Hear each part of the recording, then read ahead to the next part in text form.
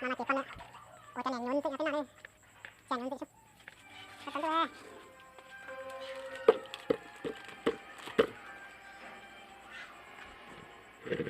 Đó thế.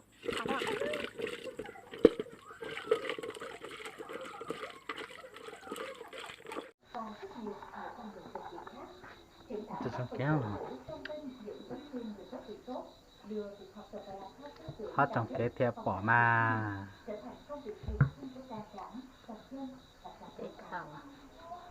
hả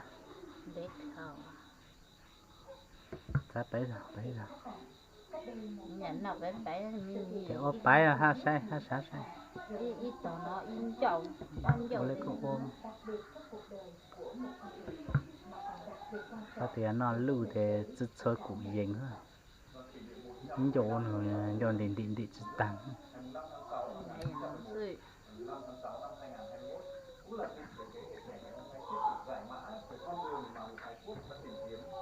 nói là xúc xích các bạn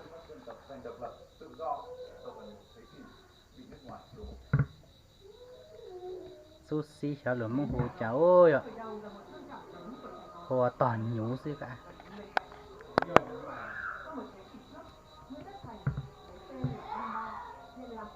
nó lông có tao được xử ra in được toàn từ mấy giờ ra toàn từ mấy giờ sữa chế tao đây nó chế cái gì vậy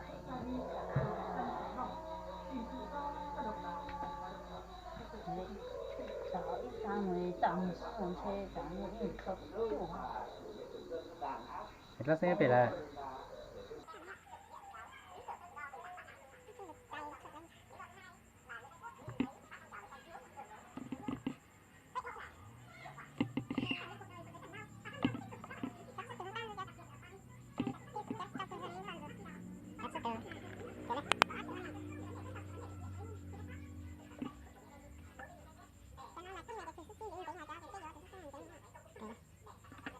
su á. Tao đi mặc cái một ký nữa, tập gì đây? ăn dầu chẳng thơm nghẹt miệng này rồi còn rắc xanh vô đã cái lắm cái cũng dễ lắm cũng dễ lắm cái nhận chạy lấy nè cổ hưu đó quá mình trâu hàng loạt các giải pháp đã được các cơ sở y tế ở thành phố Hồ Chí Minh đồng loạt triển khai trồng aloe đấy Đây là khu khám bệnh tai mũi họng của bệnh viện Nhi thành phố tại thành phố Hồ Chí Minh. Khu khám này được bố trí cách biệt với các khu nội trú của bệnh viện. ôi cái mất trông cháo đây đâu. Khám chỉ được di chuyển trong khu vực này. Chúng tôi cũng chia cái lịch làm việc cũng như cái khu vực làm việc theo từng khu và hạn chế tối đa cái giờ ra di chuyển qua lại các cái khu vực với nhau. Để trong trường hợp nếu có một cái sự cố nào đó có nghĩa là người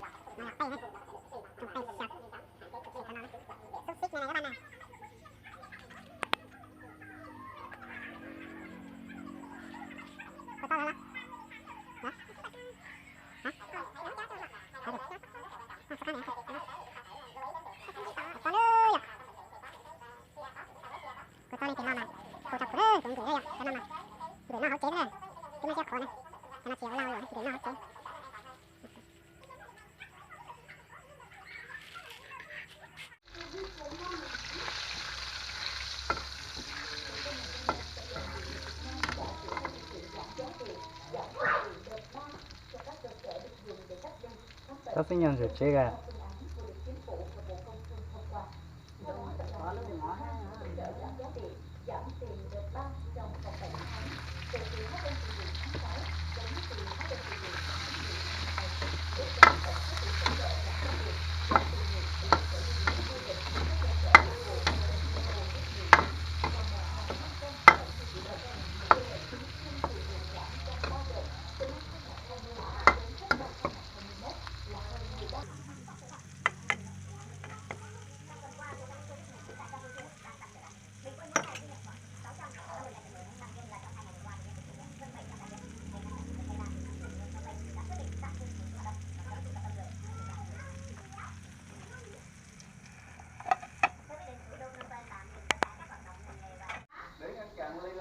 Thủ đô Phnom Penh cũng đã tiến hành khoanh vùng cam nơi có đông người lây nhiễm để giãn cách.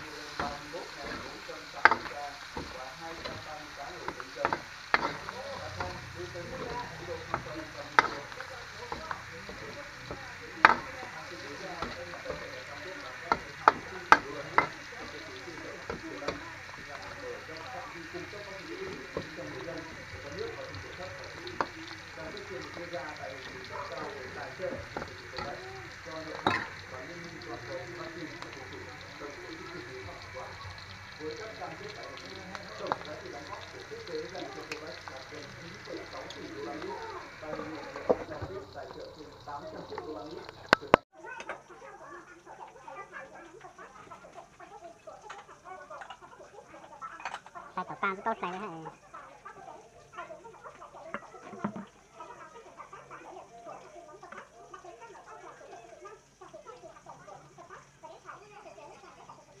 Tốt xíu.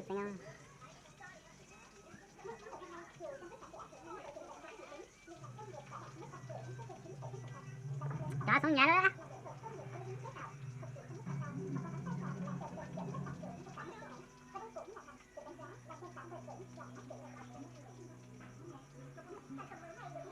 Nó tàu nhông thế đây, tàu không gì đây.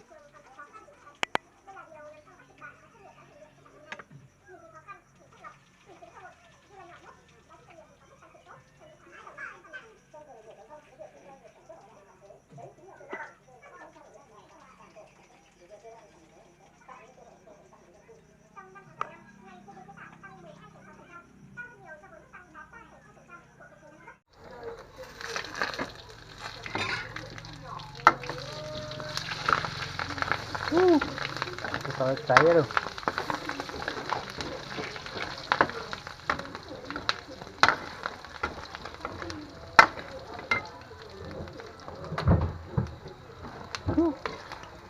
Cũng như ta đây nó không dư. Cho nó món nào ta hình chứ đó.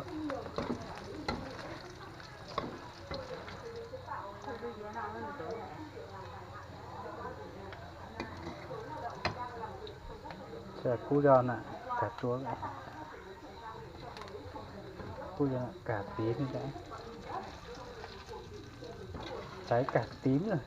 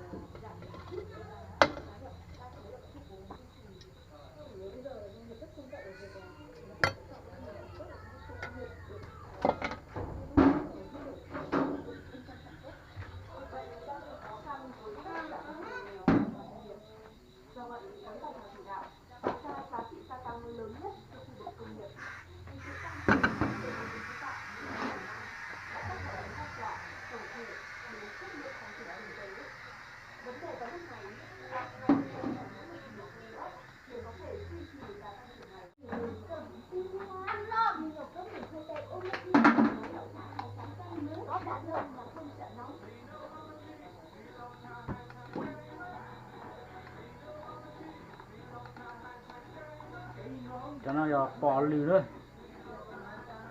Dính lì bỏ này. Cá này ơi, chẳng không dư. Mình chỉ cua thế này.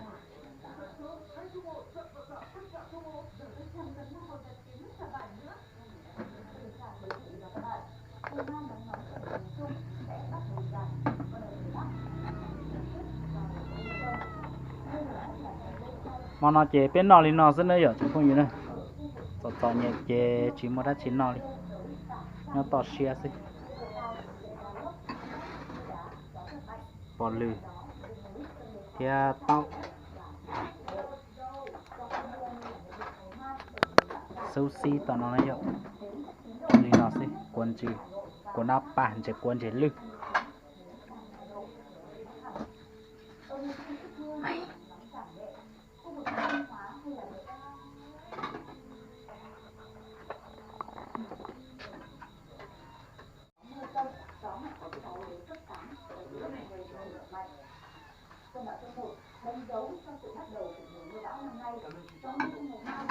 ô chết phải tao thế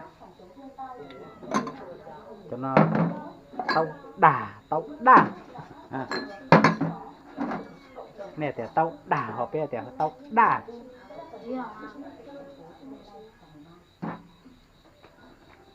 chơi chụp phim lần sau bên nào đây rồi sau đây là bên năm món nữa chọn mẹ chọn tí chọn phim số từ nơi rồi năm mỏ làm món được nó có tay hoặc là chơi cùng ăn cái kia đi con cái này để dành cho bố đi vâng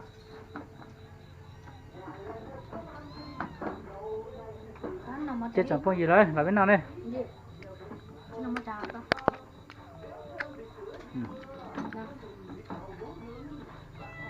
cứ bán nào cứ bán cả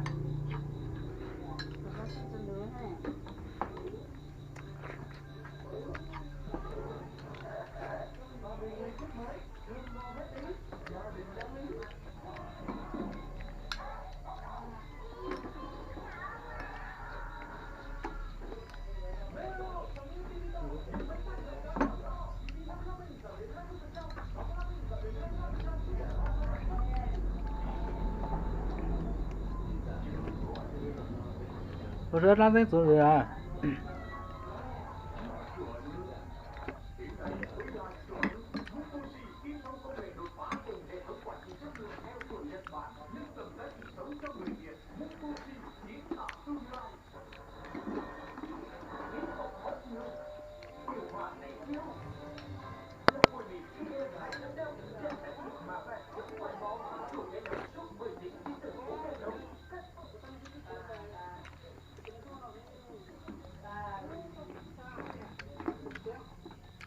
cho từ lực bỏ nó trồng hơi ra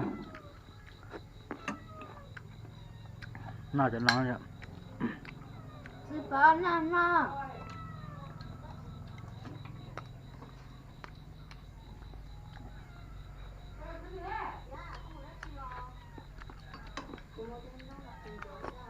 nằm bao tự